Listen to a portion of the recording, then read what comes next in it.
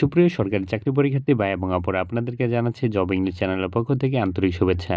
আমি আগে আপনাদের কথা দিয়েছিলাম যে জব ইংলিশ, লিঙ্গুয়েজ এবং লিটারেচারে যতগুলো টপিক আছে সকল টপিকের ভিডিও এই চ্যানেলে ধারাবাহিকভাবে আপলোড করব। তার এই ধারাবাহিকতায় আজকের এই ভিডিওর মাধ্যমে আমরা ফ্রেজাল ভার্ব নিয়ে আলোচনা করব। ইতিপূর্বে আমরা noun, determiner, gender, number, pronoun, verb, ভার্বের ভিতরে আছে finite verb, non finite verb, linking verb ইত্যাদি বিষয় নিয়ে আলোচনা করেছি। আর আজকের ভিডিওর মাধ্যমে ফ্রেজাল ভার্ব নিয়ে আলোচনা করব। So let's enjoy. Phrasal verb কাকে বলে? ফ্রেজাল শব্দটি এসেছে ফ্রেজ থেকে, যার অর্থ দুই বা তার বেশি শব্দ সমষ্টির সমাহার। সুতরাং আমরা বলতে পারি যখন মেন ভার্বের সাথে এক বা একাধিক প্রিপোজিশন যুক্ত হয়ে একটি নতুন অর্থবিশিষ্ট ভার্বের সৃষ্টি হয় তাকে আমরা বলি ফ্রেজাল ভার্ব বা গ্রুপ ভার্ব। যেমন অ্যাক্ট অর্থ হচ্ছে আচরণ, আর অ্যাক্ট আন্ডার এর অর্থ হচ্ছে আদেশ মেনে কাজ করা। হি acted under the orders of his leader. এখানে অ্যাক্ট শব্দটি প্রিপোজিশন যুক্ত হয়ে নতুন শব্দ গঠন করলো, কাজেই অ্যাক্ট আন্ডার একটি ফ্রেজাল ভার্ব। আমাদের পরীক্ষার জন্য যত বেশি ফ্রেজাল ভার্ব মুখস্থ করা যায় ততই ভালো। আমাদের যে ভুলটা হয় তা হচ্ছে আমরা শিখি হচ্ছে ফ্রেজাল ভার্বকে প্রেজেন্ট ফর্মে, এক্সামে যখন অন্য ফর্মে আসে তখনই ভুল করে বসি। কয়েকটি সহজ নিয়ম জানলেই আর ভুল হবে না ইনশাল্লাহ। তো চলুন দেখে নিই। আমাদের মনে রাখতে হবে সেন্টেন্সে আন্ডারলাইন করা ভার্বটি যেই ফর্মে থাকবে আমাদের ফ্রেজাল ভার্বটি ওই একই ফর্মে হবে।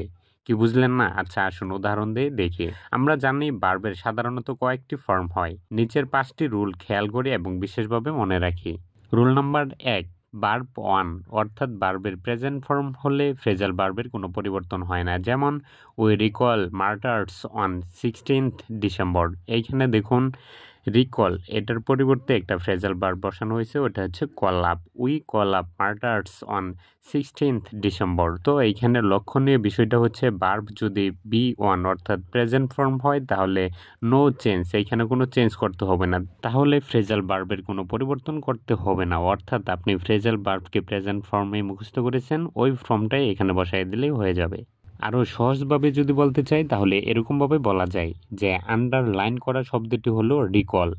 আমরা জানি রিকল এর ফ্রেজাল ভার্ব হচ্ছে কল আপ। আচ্ছা রিকল কোন ফর্মে আছে? বিয়ন, তাই তো? আমরা বলেছিলাম বিয়ন হলে চেঞ্জ হবে না, কাজেই আমরা উত্তরে ভার্বের ফর্মের কোনো চেঞ্জ করিনি। Rule number 2, B1 plus S হলে ফ্রেজাল ভার্বেও B1 প্লাস এস বা ইএস যোগ করতে হবে। যেমন নিলয় রাইসেস, এইখানে রাইসের সাথে এস যুক্ত আছে, rises early in the morning. এটা যদি ফ্রেজাল ভার্ব দিয়ে আমরা পরিবর্তন করি তাহলে এরকম হবে নিলয় গেটস আপ। এইখানে হওয়ার কথা ছিল গেট আপ, কিন্তু আমরা না দিয়ে gets up early in the morning, কারণ উপরে রাইসেস ছিল, ওই রাইসেসের পরিবর্তে এখানে গেটস আপ ব্যবহার করেছি।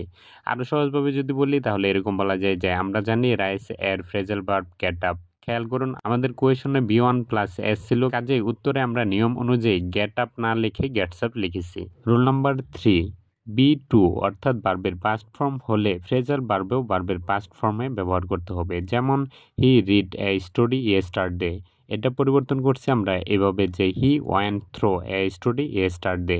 রিডের আসলে প্রেজেন্ট, পাস্ট, ফিউচার সবই একই ফর্ম, কিন্তু এটা আমরা চিনতে পারছি ইয়েস্টারডে দেখে যে এটা হচ্ছে পাস্ট ফর্মে আছে। তো যখন দেখলাম আমরা যে এটা পাস্ট ফর্মে আছে, এটার যেই ফ্রেজাল ভার্বে আমরা পরিবর্তন করব ওইটাও পাস্ট ফর্ম দিয়ে পরিবর্তন করতে হবে, এজন্যই আমরা ওয়েন্ট থ্রো ব্যবহার করেছি। আরো সহজভাবে যদি বলি তাহলে বিষয়টা এরকম যে আমরা জানি রিডের ফ্রেজাল ভার্ব হলো গো থ্রো।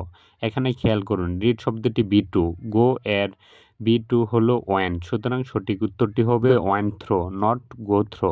রুল নাম্বার 4, B3 হলে ফ্রেজাল ভার্বকেও B3-তে চেঞ্জ করতে হবে। অর্থাৎ B3 কি? ভার্বের পাস্ট পার্টিসিপল ফর্ম যদি থাকে তাহলে ওইটা যদি আমরা ফ্রেজাল ভার্বে কনভার্ট করি ওইখানেও আমাদের B3 অর্থাৎ ভার্বের পাস্ট পার্টিসিপল ফর্মই ব্যবহার করতে হবে। যেমন he has read a story just now, এটার পরিবর্তিত রূপ হলো he has gone through a story just now.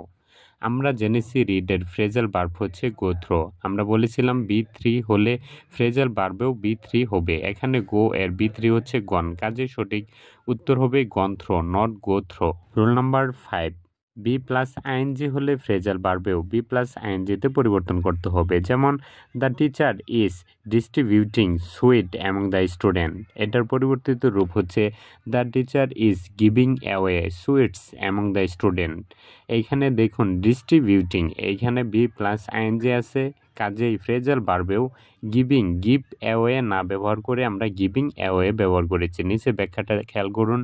Distributing এর ফ্রেজাল ভার্ব হচ্ছে গিভ অ্যাওয়ে। লক্ষ্য করুন ভার্ব প্লাস আইএনজি ছিল, তাই আমরা নিয়ম অনুযায়ী ফ্রেজাল ভার্বেও বি প্লাস আইএনজি গিভিং বসিয়েছি। তো বন্ধুগণ, এই ছিল ফ্রেজাল ভার্বের অ্যাডভান্স ক্লাস বা অ্যাডভান্স রুল। এগুলো আসলে গতানুগতিক বই বা টিচাররা সাধারণত বলে না, তাই আমি এগুলো নিয়ে আলোচনা করলাম। আর ফ্রেজাল বা গ্রুপ যে ভার্বগুলো আছে এগুলো যে কোনো একটা বই থেকে আপনারা মুখস্থ করে নেবেন, পরে এই নিয়ম অনুযায়ী ওই ভার্বগুলো ব্যবহার করবেন, তাহলে 100% আপনাদের কারেক্ট হয়ে যাবে। তো এই ছিল ক্লাস, আশা করি আপনাদের ভালো লাগবে। ভালো লাগলে অবশ্যই লাইক, কমেন্ট, সাবস্ক্রাইব। ধন্যবাদ, দেখা হবে নতুন কোনো ভিডিওতে।